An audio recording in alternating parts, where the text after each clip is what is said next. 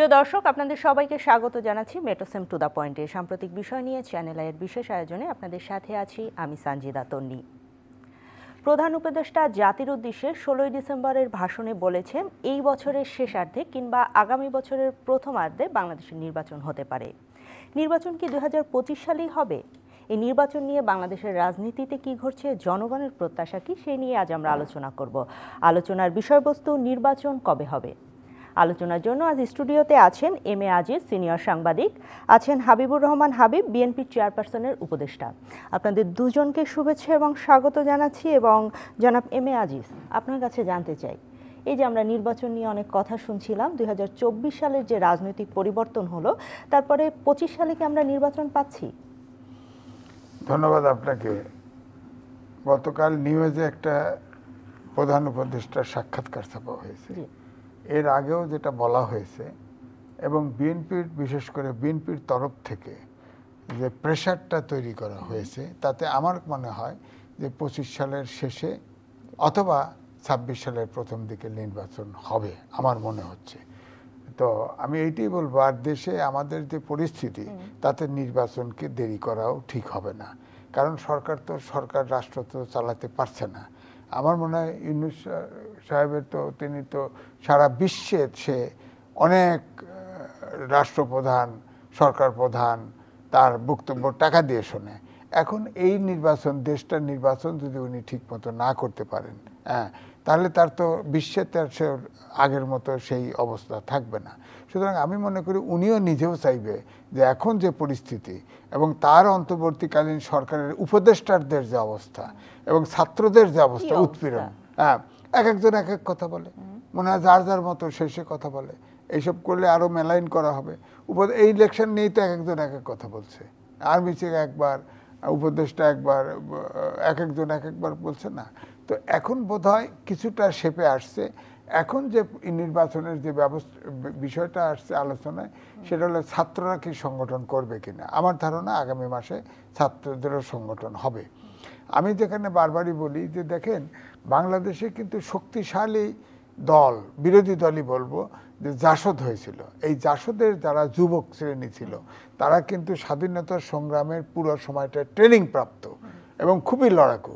কিন্তু জাস্ট আপনার হঠকারিতার কারণে এই জাসদটা কিন্তু শেষ হয়ে গেল। কিন্তু আমি যদি বলি যে বৈষম্য বিরোধী ছাত্র আন্দোলনের কথাই যদি বলি, তারা কিন্তু বারবার হুঙ্কার দিয়েই বলছে যে বিচারের আগে নির্বাচনের কথা বলা যাবে না, কিংবা সকল সংস্কারের আগে নির্বাচনের কথা বলা যাবে না। সেটিকেও কিন্তু আমাদেরকে নিশ্চয়ই মাথায় নিতে হবে। মাথায় নিয়েই তো বলছি, এগুলো তো হঠকারিতা, এগুলো তো হুঙ্কার শব্দটা তো পলিটিক্সে চলে না। তারা তো, আমার বক্তব্য, তারা এক শ্রেণী, স্কুল থেকে ইউনিভার্সিটির ছাত্র পর্যন্ত আছে। এরা সবচেয়ে বড় কথা হলো যে তারা দেশ চালানোর ব্যস্ত। আপনি দেখেন, পাবলিক ইউনিভার্সিটি ছাড়া প্রাইভেট ইউনিভার্সিটির ছাত্ররা কিন্তু প্রতিষ্ঠানে ফিরে গেছে, লেখাপড়া করতেছে। এরা দেশ চালানোর দায়িত্ব। এই যে আপনার স্কুল থেকে শুরু করে university first year final year পর্যন্ত এই যে জেনারেশন গ্যাপটা হয়ে যাচ্ছে, এটা কি দিয়ে পূরণ করবেন বলেন? আমাদের ডেমোক্রেটিক ডিভিডেন্ড 64% লোক কাজ করে। এখন বিজ্ঞানের যুগে এই ছেলেরা লেখাপড়া করতেছে না। আপনার আগামী দিনে কি হবে? এই জেনারেশন গ্যাপ হলে কি হবে? তাদেরকে তো নানাভাবে ব্যবহার করা হচ্ছে আমি বলবো, এবং তারা ব্যবহৃত হচ্ছে। এখন তারা একদিকে সরকারে আছে, আর একদিকে এই যে হাবিব ভাই আছে। আপনি 52 সাল থেকে প্রত্যেকটা আন্দোলনে ছাত্রই তো অকুপাকে আন্দোলন করছে। স্বাধীনতা যুদ্ধে ছাত্র আগে ছিল। তো কেউ তো সরকারের শেয়ার নেই। এরা সরকারের শেয়ার নিয়ে, আমার মনে হয় যে তাদের ভিতরে মানসিক পরিবর্তন ঘটে গেছে। যে সরকারের চেয়ারে বসা তো খুব সুখ, হেলিকপ্টারে ওঠা যায়, অনেক জায়গায় অনেক সুবিধা পাওয়া যায়, এটা তো প্রোটোকল পাওয়া যায়। তারা তো ছাত্র, প্রোটোকল নিয়ে দেশে বিদেশে ঘুরে কেন? পার্টি যেদিন করবে সেদিন থেকে তার প্রোটোকল থাকবে না। রাজনৈতিক দল যেদিন করবে সেদিন বেরোতে পারবে। আপনার কাছে আমি ফিরবো, তারা কি একটি কিংস পার্টি করছে কিনা এ বিষয় নিয়ে আমরা কথা বলবো। জনাব হাবিবুর রহমান হাবিব, আপনার কাছে জানতে চাই, যখনই নির্বাচনের কথা বলছিলাম, এখানে জাতীয় নাগরিক কমিটি তাদের কথা আসে, বৈষম্য বিরোধী ছাত্র আন্দোলনের কথা আসে, অন্তর্বর্তীকালীন সরকারের কথা আসে, সব কিছু মিলিয়ে জাতীয় নাগরিক কমিটির যুগ্ম আহ্বায়ক তিনি বলেছেন যে আপনারা সংস্কার করবেন কেন? আপনারা বলতে তারা বিএনপির কথা বুঝিয়েছে। তারা বলতে চাচ্ছে যে আমরা এই আন্দোলনটি করেছি শুধুমাত্র নির্বাচনের জন্য না, নির্বাচনও একটি অংশ, কিন্তু সংস্কারও করতে হবে, সকল সংস্কার শেষ করেই নির্বাচন হবে, এটিকে আপনি কিভাবে মূল্যায়ন করবেন? আপনাকে ধন্যবাদ। আপনার মাধ্যমে চ্যানেলের অত্যন্ত জনপ্রিয় অনুষ্ঠান টু দ্য পয়েন্ট যারা দেখছেন তাদেরকে সশ্রদ্ধ সালাম। বিজ্ঞ আলোচক ভাগ্য সাংবাদিক আজ ভাইকে শুভেচ্ছা। তারা কি করতে চেয়েছিল? রাষ্ট্র সংস্কার। তারা তো কিছুই চায়নি, তারা চেয়েছে কোটা সংস্কার। সেটি এক দফা হয়েছিল শেষ পর্যন্ত। হ্যাঁ, 18 সালে কোটা সংস্কার চেয়েছিল। কোটা যদি সেই সময় সংস্কার করে দিই 10-15%, তাহলে কি আর কোটা ফেরত নেওয়ার দরকার পড়তো? তাহলে ওখানে শেষ, 18 সালে শেষ। আবার এইবার যদি সরকার এই দুর্নীতির যেভাবে বাইরে আসতেছিল বিভিন্ন চ্যানেলে, এটা ঢাকার জন্যই তো কোটা ফিরিয়ে নিয়ে গেল। কোটা তো ফেরত না নিত, কোটা তো বাতিল করেছিল, তাহলে কি তারা আসতো?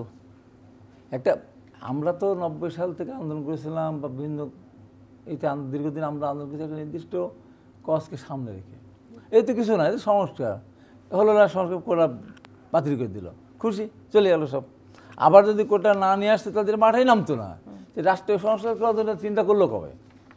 স্বপ্নেও তো দেখে নাই, ঘুমের ঘরেও তো দেখে নাই। বাস্তবতা এইটা।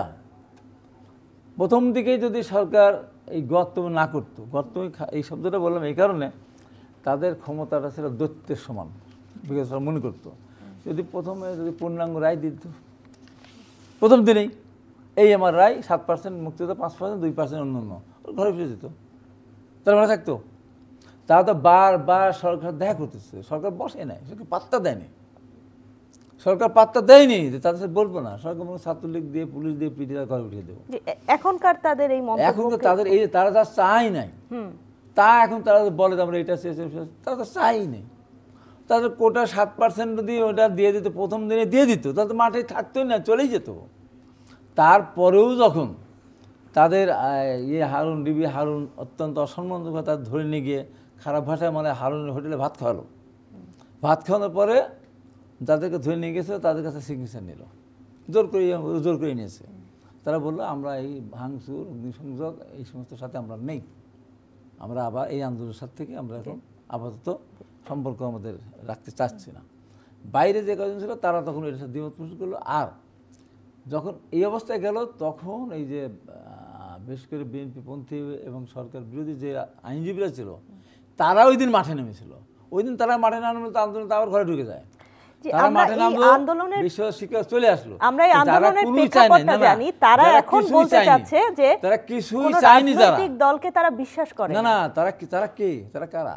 তারা তো কিছুই চায়নি, তারা চাইছে কোটা সংস্কার। আবার কোটা যদি আবার ফিরে না নিয়ে আসতে তারা মাঠেই যেত না। তারা কি চাবে? তারা তো চাওয়া পাওয়া, চিন্তা ভাবনা, স্বপ্ন কিছুই দেখে নাই। তো এখন তারা এসে বলছে আমরা এটা করবো সেটা করবো। কেন? তারা কারা? তারা কি নির্বাচিত? 36 দিনের আন্দোলন সব হয়ে গেছে। আমরা যে 15 বছর ধরে, 17 বছর ধরে আমরা আন্দোলন করলাম, মার খেলাম, আমরা কারাগারে গেলাম, এইটা করলাম, হত্যাকাণ্ডের শিকার হলাম, আমরা ইলেকট্রিক শক খেলাম, সমস্ত বারুদ এক জায়গা হয়ে গেছে। তারপরে গোটা সংস্কারকে সামনে রেখে সব, আমি এখন মিডিয়াতে আসি, ধর মিডিয়ার গাড়িতে উঠে পারে জিজ্ঞাসা করি ভাইয়া কোথায় বাড়ি? বরিশাল। ভাই থাকতে পারেনি এলাকায়, থাকতে পারেনি এলাকায় চলে আসছে। টেম্পুতে উঠলে তাই বলে, উবার উঠলে তাই বলে, পাঠাতে উঠলে তাই বলে। একজন আওয়ামী লীগকে পেয়েছেন আপনি? কোনো পাঠাও চালক, উবার চালককে পাইছেন? পান নাই। কারা? বিএনপি। তারা মনে করলো, টেম্পো চালক তারা মনে করলো যে এই ছাত্রদের এই আন্দোলনের সাথে আমরা একটু প্রসঙ্গ থেকে কিন্তু প্রসঙ্গে আসতে দিই, বের হয়ে যদি আমরা সম্পর্কিত হই আমি বাড়ি যেতে পারবো, আমার ঢাকা থাকা লাগবে না, আমার পাড়ায় থাকা লাগবে না। সব মিলে তাদেরকে আমরা সমর্থন দিয়েছিলাম। হ্যাঁ, তারা সামনে এসেছে, তাদেরকে আমরা ধন্যবাদ জানাচ্ছি, তাদের অবদানকে আমরা অস্বীকার করব না। কিন্তু বৃহত্তর জনগোষ্ঠী তো আরও বড়, তাদের ইয়ে কোথায়, অংশগ্রহণ কোথায়? ওই যে শ্রমিক মারা গেল তার অংশগ্রহণ কোথায়? বাচ্চা ছেলে মারা গেল তার অবদান কোথায়? সে কী চেয়েছিল? এখন তারা যেটা চাচ্ছে তারা কোনোটাকে শেয়ার করে না। তারা এমনভাবে বডি ল্যাঙ্গুয়েজ তাদের, যারা 71 সালের মানে স্বাধীনতা যুদ্ধকেও তারা পারলে অস্বীকার করে, 52 সালে অস্বীকার করবে, 62কে অস্বীকার করে, 66কে অস্বীকার করে, 69কে অস্বীকার করে, 70কে নির্বাচনের ছাত্রদের ভূমিকা অস্বীকার করে, 71 মুক্তিযুদ্ধে অংশগ্রহণ ছাত্রদের অস্বীকার করে, 90 আমরা আন্দোলন করেছিলাম। আমরা 9 বছর ধরে সাথে আন্দোলন করে একটা নির্দিষ্ট কজ গণতন্ত্র পুনরুদ্ধারের জন্য টাকা তোলা, পিষ্ট হয়েছে, বাইন খেয়েছে। এটা তো আন্দোলন করেছে 36 দিন, আর মাত্র 36 মাস একটানা হাসপাতাল থাকতে হয়েছে, তারও বেশি। তো এখন তারা যেটা বলতে, দুনিয়ার কেউ কিছু বোঝে না, তারাই সব কিছু বোঝে। তারপর তাদের আমরা সবাই মিলে তাদের সরকার গঠন করতে, আমরা তো 90 সালে বলতে পারতাম না। আমার 90 সালে আমরা খুব করতে পারতাম না। স্পেসিফিক, সেটি হচ্ছে যেহেতু সরকারের মধ্যে, অন্তর্বর্তীকালীন সরকারের মধ্যে বৈষম্যবিরোধী ছাত্র আন্দোলনের 3 জন নেতা রয়েছে এবং সবকিছু মিলিয়ে আপনি কি মনে করেন যে নির্বাচন কি সন্নিকটে? তাদের এই মন্তব্যগুলো কি নির্বাচন কি দীর্ঘায়িত করতে পারে? তারা তো নির্বাচন করতে চায় না। আওয়ামী লীগ যে কথা বলার সাহস পায় নাই, তাদের সব কিছু থাকার পরেও সেই কথা তারা বলতো। তারা বল নির্বাচন চাবে যারা, আওয়ামী লীগের দালাল তারা, এর ভাষাটা এরকম আর কি। মানে নির্বাচন চাওয়াটা হলো অপরাধ, নির্বাচন চাওয়াটা, ভোটের কথা বলা, ভোট চাওয়াটা অপরাধ তাদের দৃষ্টিতে। এ বাবা কোন দেশ, কোথা থেকে আসছে জানি না তারা কোথা থেকে আসছে। কথা কথা আমরা ভোট চাই, এবার বিএনপি কালে ভোট চাই। আরে বাবা ভোট তো চাইছে, ভোটের জন্য তো আমরা দীর্ঘদিন আন্দোলন করে জনগণকে ভোট দিতে দেয় না বলেই তো আজকে বাংলাদেশে এই অবস্থা হয়েছে। তো এই জন্য বলুন, নির্বাচন আসবে যে কথাটা বললেন, যত চেষ্টাই করুক, যাই বলুক না কেন, 25 সালের মধ্যে নির্বাচনটা হলে সরকার যদি সঠিক চিন্তাভাবনা সরকারের থাকে, তাহলে 25 সালের মধ্যেই তারা নির্বাচনটা করবে। যতদিন যাবে, আমি আপনাকে বলছি ভয়াবহ অবস্থা বাংলাদেশের।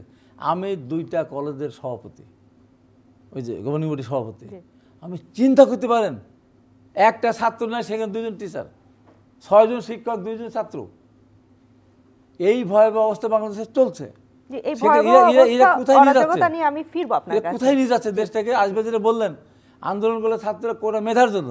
স্লোগান ছিল কি, এক সেকেন্ড, স্লোগানটা ছিল মেধা না কোটা, মেধা মেধা। ওনাদেরকে কি করে আসলেন আপনার, কি বলে, মেধা না অটো, অটো অটো। আমি ওই দিনই বলেছিলাম, এই অটো করার অধিকার কে দিল? এইসব ছেলেদের ভবিষ্যৎ কোথায়? ভেকারেন্সি নুনারি ছাত্রীরা, ছাত্ররা গিয়ে অটোর জন্য গিয়েছিল, যা ইচ্ছা তাই করে বলেছে, অবাক বুঝলাম, দেখবো মানে দেখবে। আসবে যে কথা বললাম, দল আগে করুক, দল করতে হলে অবশ্যই সরকার থেকে পদত্যাগ করে এসে দল করতে হবে। আর এই দল করার পরে প্রোটোকল কেউ মানবে না।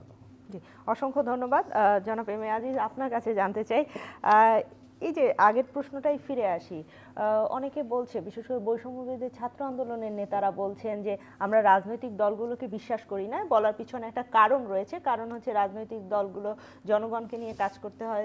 এই যে আমরা দেখলাম সচিবালয় সংস্কার গেল, সচিবরা আন্দোলন করলো, সবার মন রক্ষা করে কাজ করতে হয়। সেখানে সংস্কারগুলো কি রাজনৈতিক দলগুলো এসে করতে পারবে? দেখেন, এই সচিবরা যে মিছিল টিছিল করছে, আমার ধারণা রাজনৈতিক দল ক্ষমতায় থাকলে তারা সমস্যাটা আগেই বুঝতো, সমস্যাটা বুঝতে দেরি করছে। এখন তারা মাঠে নেমে গেছে। এখন এই সচিবরা যারা মাঠে নেমেছে, তারা তো আচরণবিধি লঙ্ঘন করেছে, আইনত তাদের চাকরি খাওয়া উচিত। সেই সক্ষমতা কি এই দলের সরকারের আছে? নাই। অর্থাৎ যেটা পারবেন না, সেটা বুঝতেও পারে না যে শুরুতে আমার কি করতে হবে। ধরেন এই প্রশাসন ক্যাডারে একটা 26টা ক্যাডার আছে, প্রশাসন ক্যাডারের লোক আপনি দেখেন সব ডিসি পদায়ন করছে। বণিক বার্তায় ছাপা হয়েছে অনুসন্ধানী রিপোর্ট যে প্রশাসন ক্যাডারের 95% হচ্ছে ফ্যাসিবাদের দোসর ছিল। এবং সবচেয়ে ইন্টারেস্টিং, মিনিস্ট্রি চালায়, মিনিস্ট্রির অধীনের সব বিভাগ চালায়। একটা মাত্র আলামত দেখলাম, এরকম আমরা যে প্রতিষ্ঠানেই যাব, যে ইনস্টিটিউটেই যাবে সরকার সংস্কার করতে, কিংবা কোনো রাজনৈতিক দল যখন ক্ষমতায় আসবে তারা সংস্কার করতে, এই পরিস্থিতিতে তৈরি হবে। আপনি এটা তো হবেই, কারণ হচ্ছে যে সরকার হলো 24 জনের সরকারের তো কোনো রাজনৈতিক দলও নাই, কোনো কর্মীও নাই, কিছু নাই। এমনকি পুলিশ বাহিনীও অচল, আপনার প্রশাসনও অচল। তারা সংস্কার ম্যান্ডেটই তো নাই। সরকার আপনার এই সংস্কার করতে বলছে কে? তারা তো প্রেসিডেন্টের কাছে ওত নিয়েছে সংবিধান সম্মানিত রাখার জন্য। তো সেই সংবিধান, সেগুলো সংস্কার করার ম্যান্ডেট কোথায় এই সরকারের?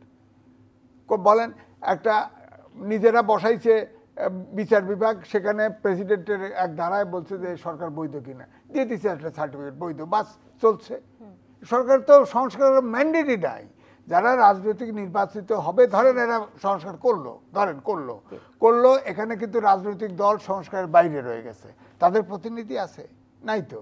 এই ব্রিটিশ সিটিজেন, আমেরিকান সিটিজেন দিয়ে সংস্কার করতেছে। বিরোধী দলগুলি মানবে? তারা তো যে কেউ নির্বাচনে আসবে। বিশেষ করে আমি মনে করি যে বিএনপি ক্ষমতায় আসবে, বিএনপির বুড়ো আঙ্গুল দেখায় আপনার সংস্কার করতেছেন, তারা সংসদে আসবে, সংসদে ফেলাই দেবে ট্রাস্ট পেপার হিসেবে। আপনার এরশাদের সময় সংস্কার প্রস্তাব ছিল, শাহাবুদ্দিনের সময় সংস্কার প্রস্তাব ছিল, 111-এর সময় 121টা সংস্কার প্রস্তাব ছিল। আওয়ামী লীগ বিএনপিতে তোলপাড় ঘটে গেছে, সেই সংস্কার একটাও ভাষা দেয়, একটাও সংসদে ভাষা নেই। সুতরাং আমার কথা হচ্ছে যে সংস্কার করতে হলে শুরুটা যেভাবে করতে হতো, আপনার সবগুলি দল অর্থাৎ বিএনপির সাথে যতগুলো এলিয়া ছিল সবগুলো দলের সাথে আলোচনা করে একটা 31 দফা সংস্কার কিন্তু তারা প্রস্তাবনা তৈরি করছে। সেটা কিন্তু এই অন্তর্বর্তীকালীন সরকারকে আপনার দিয়েছিল। জামাতও পরের সংস্কারের প্রস্তাব দিয়েছে। আপনি এটাকে বেসিক ধরে এর সাথে যোগ বিয়োগ শুরু করলেই তো আলোচনাটা ইয়ে হয়ে যেত।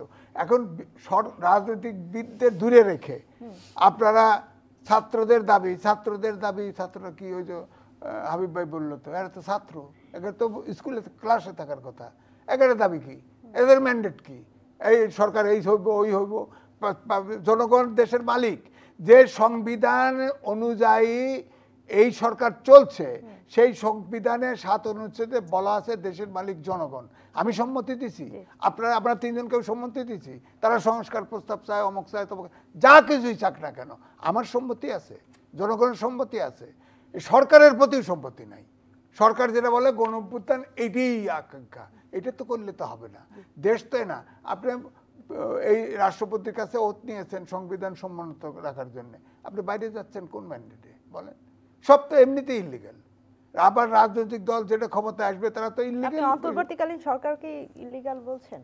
তারা তো সংবিধান অনুযায়ী ওত নিল। কোথায় সংবিধান অনুযায়ী ওত নিছে? সংবিধান অনুযায়ী ওত নিছে, ঠিক আছে, এই সংবিধান সংস্কার করেন কি করে? আমি তো ওইটাই বলছি, রাষ্ট্রপতির কাছে আপনি ওত নিয়েছেন, আপনার সংবিধান রাষ্ট্রপতি, আমি ওই অনুষ্ঠানে ছিলাম, ওত নেওয়ার সময় বলা হয় সংবিধান সম্মত রাখবো, রাগ বিরাগ বসতবর্তী হয় কিছু ঘটাবো না, এই তো। তা আপনি তো সংবিধান সম্মত রাখছেন না কেন? আমেরিকান সিটিজেনদের সংবিধান সংশোধন করেন কেন? আমি বাংলাদেশি, মুক্তিযুদ্ধ করে দেশ স্বাধীন করছি, আমেরিকান লোক দিয়ে আমি এই দেশ সংবিধান সংশোধন করাবেন?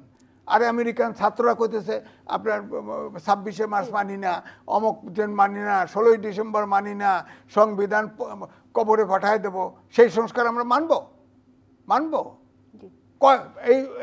এখানে মারা গেছে ছাত্র জনতা মিলে 2000-এর মতো, যদিও কম বলা হয়, ধর 2000-এর ভিতরে সাধারণ ব্যবসায়ী ঠেলা গাড়িয়ালা অমকালা বেশি মারা গেছে। আর আপনি যদি হিসাব করেন বিএনপি বিরোধী দল, আপনি যদি 17 বছর যে আন্দোলন করছে তাদের যে গুম খুন মামলা সেই নির্যাতনে তাদের সংখ্যা আরো বেশি মরছে। কেন উত্তরগুলো আমরাও খুঁজছি। আমি জনাব হাবিব আপনার কাছে জানতে চাই, এই যে বলছিলেন যে ছাত্র জনতা সহ সাধারণ মানুষ 2000 মারা গেল, এদের লিস্টটা প্রকাশ করছে না কেন অন্তর্বর্তীকালীন সরকার? কি মনে হয়? শুনেন, আমি সরাসরি কথা বলি, যে খাল সাঁতরাতে পারে না তাকে যদি পদ্মা নদী সাঁতরাতে দেয় সে পারবে? তারপর সে যে বঙ্গোপসাগর সাঁতরায় পার হয়ে যাবে, এদের তো খাল সাঁতরানোরই যোগ্যতা নাই।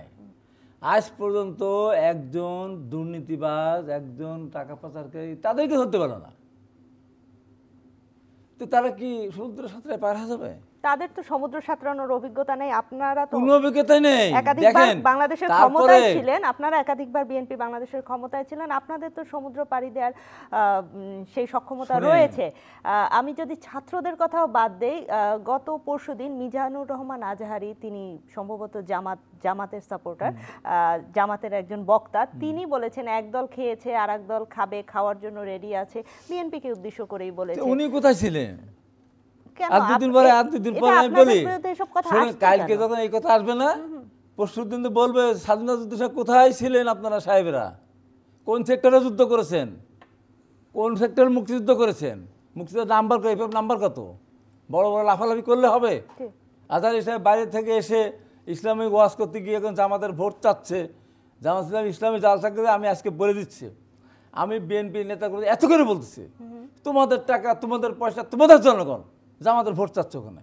আরে ইসলামিক জালসা বলে দাড়ি টুপি যেখানে আমরা আছি সেখানে, আগে স্লোগান দিল কোরআনের আলো ঘরে ঘরে চালো, এখন চলো চলো সংসদে চলো। আরে বাবা, হ্যাঁ, এই সমস্ত কথাবার্তা বলা হচ্ছে যে এক চোর চলে গেছে আর এক ডাকাতি শুরু করছে। খবরদার, বিএনপির দিকে আঙ্গুল তোলার অধিকার তো কারোরই নেই, আপনার তো আরও নাই। আপনার কি মনে করেন এটা বিএনপির আপনাদের দয়ায়, একটা বিএনপির নেগেটিভ দয়ায়, শহীদ প্রপাগান্ডা? রাষ্ট্রপতি জিয়া রহমানের দয়ায় আজকে তারা বাংলাদেশের রাজনীতিতে আছে। বেগম খালেদা জিয়ার দয়ায় আজকে তারা বাংলাদেশে কথা বলতে পারতেছে।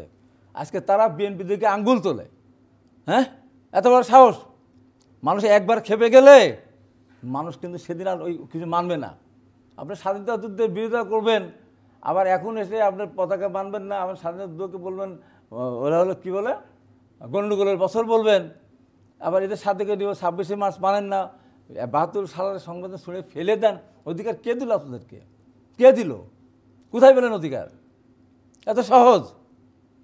সব জিনিসের একটা সীমা আছে।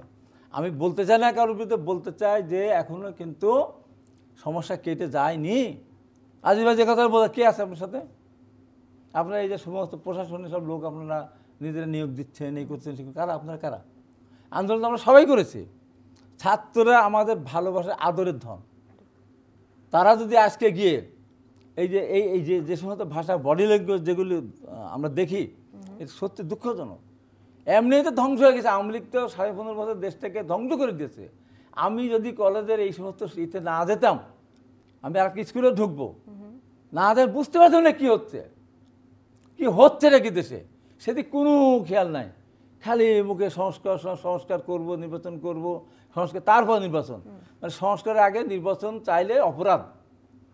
মানে স্বাধীনতা যুদ্ধের পর যেমন রাজাকার বললে পারে, যেমন অপরাধী একটা গাড়ি থাকতো, এখন নির্বাচন চাওয়াটা হয় কিছু ওরা কোনো অপরাধ। নির্বাচন কথায় বলেই বলবো যে আওয়ামী লীগের দালাল, এরা খালি ক্ষমতা যেতে চাই, এরা খালি ভোট চাই, এর ভোট ছাড়লে কোনো কাজ নাই। এই যে দেশটাকে এতদিন এমনি কিছু, এই জায়গায় কি এমনি এমনি আসছে? একদিন বলে ও আমি একটা কথা বলি, আমি আজকে দাবি করতেছি, বললাম না খাল সাঁতরাতে পারে না, সে পদ্মা নদী সাঁতরাবে সমুদ্র পার হবে কী দিয়ে?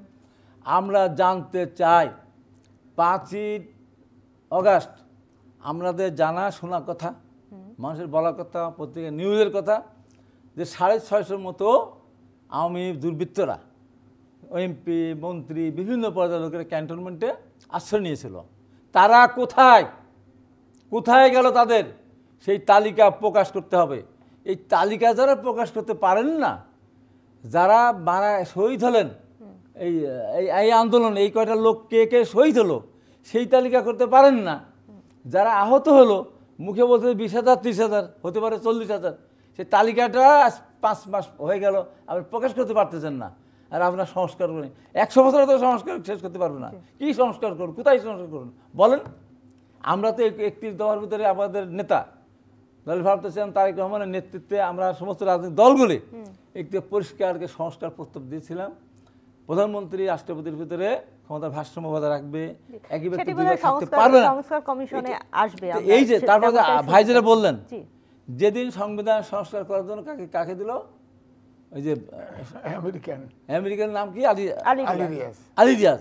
আমি ওই দিন বলছিলাম, আপনি কি গো, আবার কোথায় বাড়ি, কোথায় থাকেন আপনি আমেরিকা থেকে এসে আপনি সংবিধান সংস্কার করে সংবিধান ফেলে দিবেন, নতুন সংবিধান লিখবেন কেন? কোথায়? পরিচয় কি আপনার? যা ইচ্ছা তাই করবেন। এমনিই তো করেছেন চিরাং সমিতি আর কুমিল্লা সমিতি করে। আর আমার নর্থ বেঙ্গল লোক নাই, সাউথ বেঙ্গল, নর্থ বেঙ্গল একটা মানুষ ছিল না সেখানে। ছাত্ররা আন্দোলন করে নাই, আমরা সেখানে আন্দোলন করি নাই। পরে ওই যে একটা বিতর্কিত লোককে দিল ওই আকিজ গ্রুপের। এই হলো অবস্থা। যা ইচ্ছা তাই করে যাবেন, যা ইচ্ছা তাই বলবেন। আন্দোলনকে এখানে শুনুন, মহাবিপদ, আমাদের কোনো বিপদ নাই। আমরা 17.5 বছর আমরা একটা না পিটুনি খেয়ে, বুটের আঘাত খেয়ে, ইলেকট্রিক ঠককে আমরা আছি। আরও 5 বছর থাকলে আমাদের আপত্তি নেই। কিন্তু যদি কোনো ব্যত্যয় ঘটে, কোথায় যাবেন? একদিন তো বুটের একটা খান নাই, একটা লাঠির বাড়ি তো খান নাই। আমি একটু এই জন্য বলি ওটা বাদ দিয়ে আসেন। এটা বিতর্ক বাদ দেন, শেষ করে বিতর্ক বাদ দেন, বাদ দিয়ে সবাই মিলে আমরা এই সরকারকে সফল করি। আগামী দিনে একটা সুন্দর নির্বাচন করে আমরা দেশটাকে সামনে এগিয়ে নিই।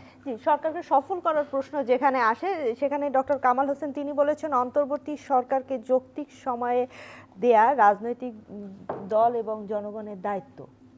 এবং সাথে সাথে বিএনপি সহ সকল রাজনৈতিক দলগুলো একটা নির্বাচনের রোডম্যাপ চেয়েছিল। বহুদিন ধরে তারা বলছে, এই গত 5 মাসই বলছে নির্বাচনের কোনো নির্দিষ্ট তারিখ পাচ্ছে না।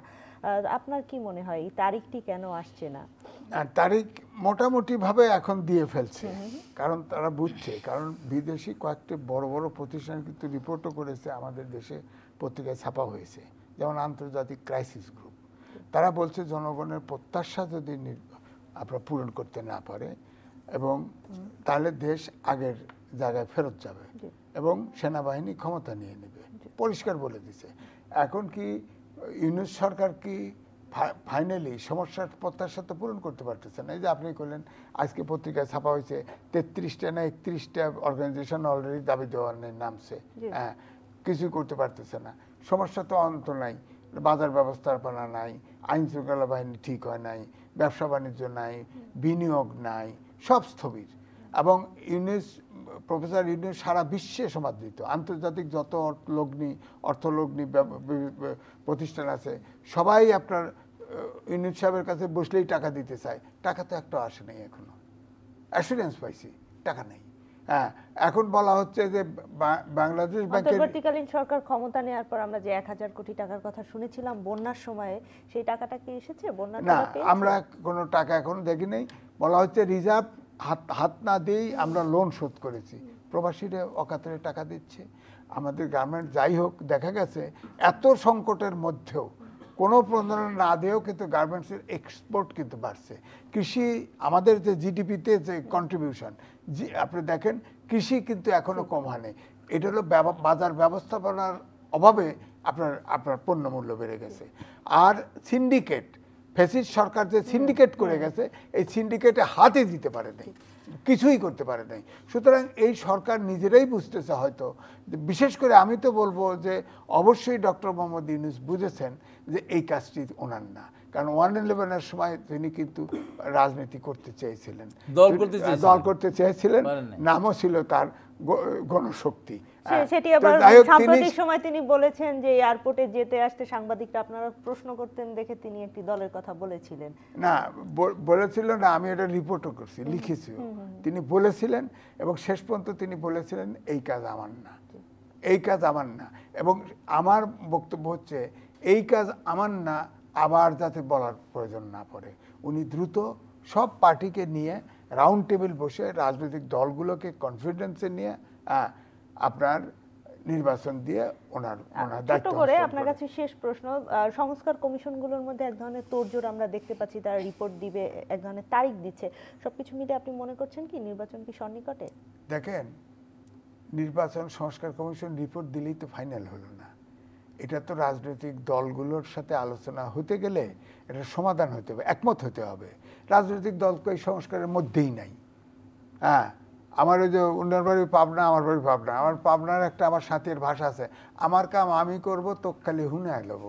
ওনারা তো সংস্কার করতেছে ওইভাবে, 9টা ভাটিতে একবার সংলাপে ডাকছে, আধা ঘন্টা করে গ্যাসে আড়াইছে, গ্যাসে ট্রাকে রিলিফ নেওয়ার মতো। এটাকে সংলাপ বলে না।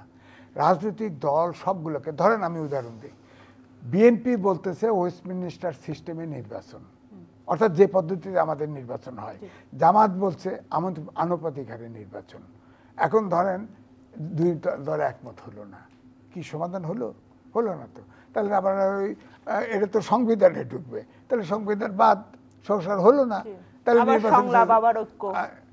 তাহলে তো আমার কথা হচ্ছে যে প্রসেসে আগাচ্ছে, আমি সহজ সমাধান দিছিলাম যে জামাতের প্রস্তাব ছিল, বিএনপিরও প্রস্তাব ছিল 31 দফা, এটি নিয়ে বসতো। আমার কথা হলো এক্সপার্ট নিয়েও বসতো, অন্তর্বর্তীকালীন সরকারের পক্ষ থেকেও বসতো, বসে রাউন্ড টেবিল করে আলোচনা করে 1 বাই 1 সমাধান করতো। বিএনপি তারেক রহমানকে বলতে শুনছি তো যে 31 দফায় যদি কোনোটা বিয়োজন করতে হয়, সংযোজন করতে হয়, তার আপত্তি নাই, বলছে তো। তা আপনি বসে এটা করে ফেলতেন, তাহলে তো এতদিন হয়ে যেত। এরকম হাডুডুডু খেলার তো দরকার ছিল না, হ্যাঁ, এই কানামাছি বোবো খেলার তো দরকার নেই। এখন আপনি যে সংস্কার কমিশন দিয়ে কমিশন করে রিপোর্ট নেবেন, তারপরে রাজনৈতিক দলগুলোর সাথে বসবেন, কোনো দিনই সমাধান হবে না। আর যদি গিলোটিন করেন, অর্থাৎ সিচুয়েশনে কেউ যদি রাজি হয় একটা নির্বাচন দরকার, দেখা যাবে যে বললাম আন্তর্জাতিক ক্রাইসিস গ্রুপ, সমস্যা তৈরি হলে অন্তর্বর্তীকালীন সরকার যদি ফেল করে, তাহলে রাজনৈতিক শূন্যতা হবে, শূন্যস্থান তো কেউ না কেউ পূরণ করবে, তখন রাজনৈতিক দলের হাতে যদি হাতছাড়া হয়ে যায় তারা হয়তো রাজি হইলো, পার্লামেন্টের নির্বাচন করে জিতবে, একটা ফেলাই দিবে ডাস্টবিনে, কি করবেন আপনি? সুতরাং এই এক্সারসাইজ করে তো লাভ নেই, প্র্যাকটিক্যাল এক্সারসাইজে তারা নাই। যেমন ধরেন উদাহরণ দিই, আপনি শেষ করবো আমরা। হ্যাঁ, আপনি আইন শৃঙ্খলা বাহিনী এখনো অ্যাক্টিভ করতে পারেননি পুলিশকে। হ্যাঁ, ওই যে যাত্রাবাড়িতে এক হসপিটালে 15টা ইনস্টিটিউটে দিন করে গেছে না। হ্যাঁ, অনেকেই বলছে যে পুলিশ 3 ঘন্টা পরে গেছে, কিছু করে নেই। কেমনে করবে? কারণ ওখানে র্যাব গেছে, আর্মি গেছে, তারপরে ব্যবস্থা হয়েছে। পুলিশ কেমন করে করবে? পুলিশ তো ওইটা নিয়ন্ত্রণ করতে হলে লাঠি চার্জ করতে হবে, টিয়ার গ্যাস মারতে হবে, সাউন্ড গ্রেড মারতে হবে, তখন এই ফ্যাসিস্টের দোসর জেলে ঢুকে। এ ব্যাপারে অন্তর্বর্তীকালীন সরকারের প্রধান তিনি বলেছেন তাদের চোখ দৃষ্টি এত ক্ষীণ, মানে দৃষ্টি ক্ষীণ, তারা এত দূর দেখতে পায় না দেশে কোথায় কি হচ্ছে আইন শৃঙ্খলা নিয়ে। আপনি নিশ্চয়ই সেই ইন্টারভিউ। না, আমাদের চোখ খালি এই জন্যই দেখছি যে মব জাস্টিস বলে কিলিং, চুরি ডাকাতি, ঢাকা শহরে আর্মির ড্রেস পরে চুরি করছে, ডাকাতি করছে। উনি চোখে দেখেন কিনা জানি না, আমাদের চোখে কিন্তু একেবারে আইন শৃঙ্খলার পরিস্থিতি, মানুষের নিরাপত্তার অভাব হয়ে যাচ্ছে। হ্যাঁ, অসংখ্য ধন্যবাদ জনাব হাবিবুর রহমান হাবিব। শেষ প্রশ্ন, বিএনপি রাজনীতিতে অনেকগুলো ঘটনা ঘটছে। চিকিৎসার জন্য লন্ডনে খালেদা জিয়া যাচ্ছেন, পাশাপাশি বিএনপির স্থায়ী কমিটির সদস্যদের সঙ্গেও সাক্ষাৎ করেছেন। এটি আপনাদের বহুদিনের কাঙ্ক্ষিত একটি চাওয়া ছিল যে তাকে উন্নত চিকিৎসার জন্য বিদেশে পাঠানো, এবং সবকিছু মিলিয়ে আপনি কি দেখছেন? আপনার কি মনে হয় যে নির্বাচন বেশ সন্নিকটে, গুছিয়ে আসছে সবকিছু? যে দলটি এত বড় ক্রাইসিস ফেস করলো, যে দলের নেতাকর্মীরা বাস, ট্রাক, ট্রেন, হোটেল বন্দুকে দেওয়ার পর পায়ে হেঁটে, মোটরসাইকেলে, রিক্সায়, সাইকেলে, বাইসাইকেলে কলার গাছকে ভেলা বানিয়ে নদী সাঁতরে সমাবেশে জমায়েত হয়, কোথাও কোথাও শীতের মধ্যে খোলা আকাশের নিচে চূড়া বন্দুকে দিয়ে লক্ষ লক্ষ মানুষ এই সমাবেশগুলোতে অংশগ্রহণ করেছে।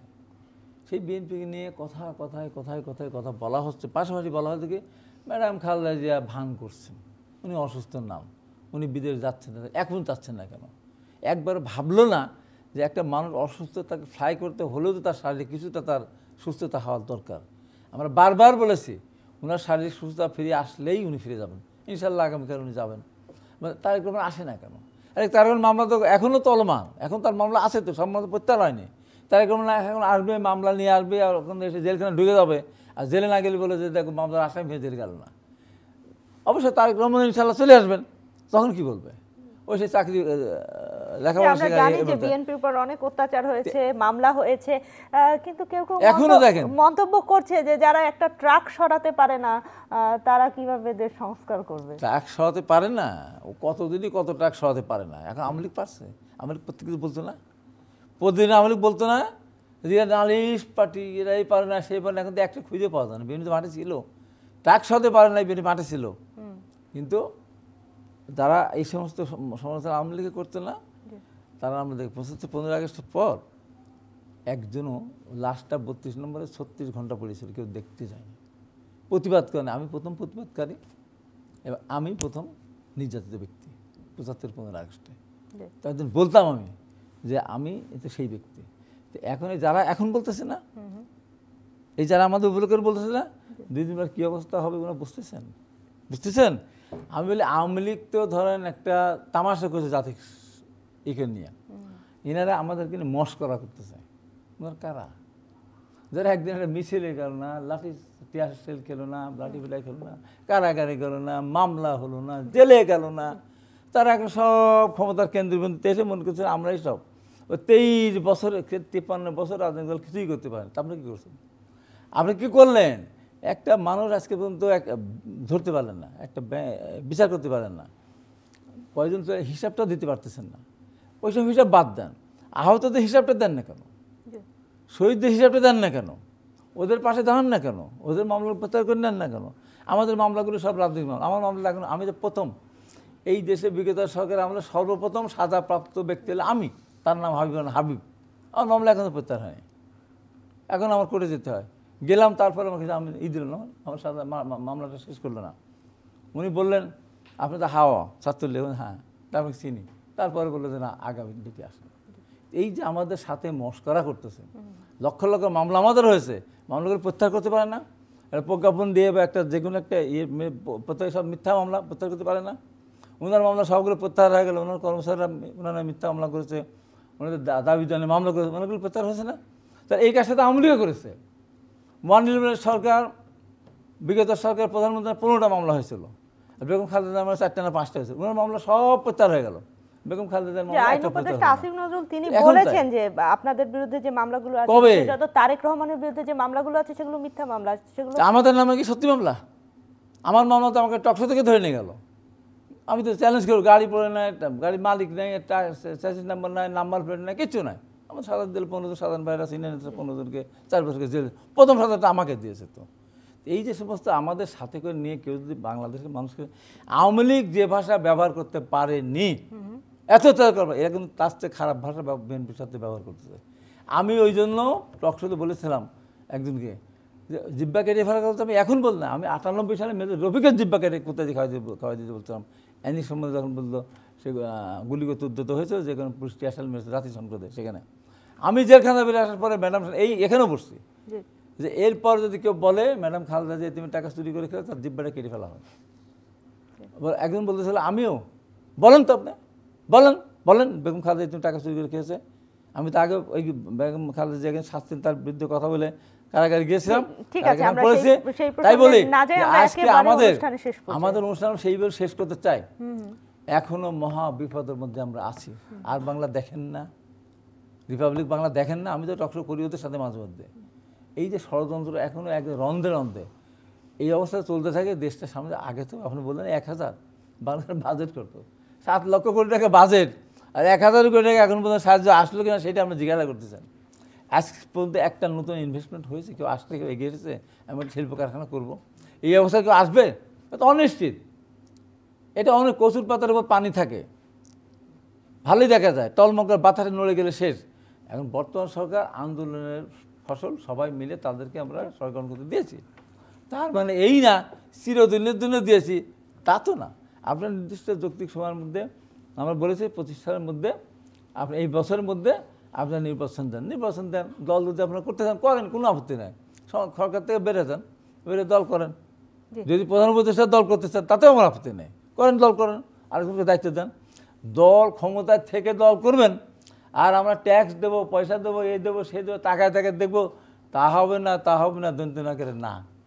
অসংখ্য ধন্যবাদ আপনাদের দুজনকে, অসংখ্য ধন্যবাদ। প্রিয় দর্শক, মেট্রোসেম টু দ্য পয়েন্ট থেকে আজকের মতো বিদায় নিচ্ছি। আমাদের আলোচকরা যেটি বললেন, রাজনৈতিক দলগুলো যেমন নির্বাচনের জন্য একটি সুনির্দিষ্ট তারিখ চায়, অন্তর্বর্তীকালীন সরকারও কিন্তু একটা তারিখের রোডম্যাপ দিয়েছে, এক ধরনের ধারণা দিয়েছে, এবং আমরা আশা করি 2025 সালের মধ্যেই আমরা একটি বাংলাদেশের জাতীয় নির্বাচন পাবো। পাশাপাশি জনগণের অনেক জন আকাঙ্ক্ষা রয়েছে, তারা একটি নিরাপত্তা চায়, দ্রব্যমূল্যের যে ঊর্ধ্বগতি রয়েছে সেখান থেকে বেরিয়ে আসতে চায়।